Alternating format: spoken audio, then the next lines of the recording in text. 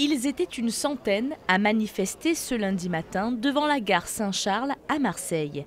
Les agents de la sûreté ferroviaire réclament avant tout une meilleure équité salariale. Aujourd'hui, les cadres et les dirigeants se sont octroyés une augmentation de 150 € par mois, alors qu'en ce qui nous concerne, ça fait plus de 22 ans que je suis à la sûreté et ça fait plus de 22 ans qu'on n'a pas eu un centime d'augmentation. On a une prime de port d'âme qui n'est pas incluse dans le salaire, donc qui ne compte pas pour la retraite. Et on a, pour certains d'entre nous qui commencent, ils ont un salaire fixe qui est inférieur à celui du SMIC.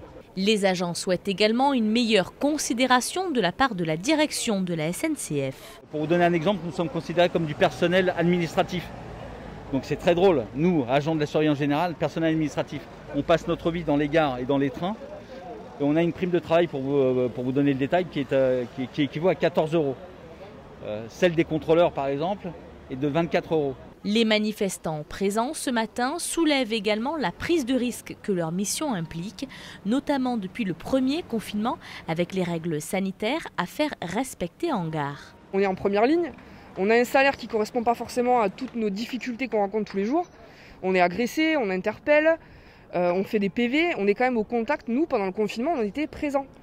On a été présents et je peux vous dire qu'on a fini au commissariat de très nombreuses fois. Les gens ne portaient pas le masque, ne respectaient pas le confinement.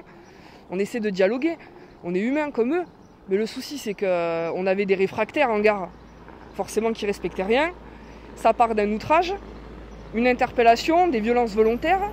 Et aujourd'hui, pour tout ça, je gagne 1 400 €. Contactée par notre rédaction, la direction de la SNCF n'a pas souhaité prendre la parole à ce sujet. Un rassemblement auquel a pris part Thierry Mariani, candidat RN aux élections régionales.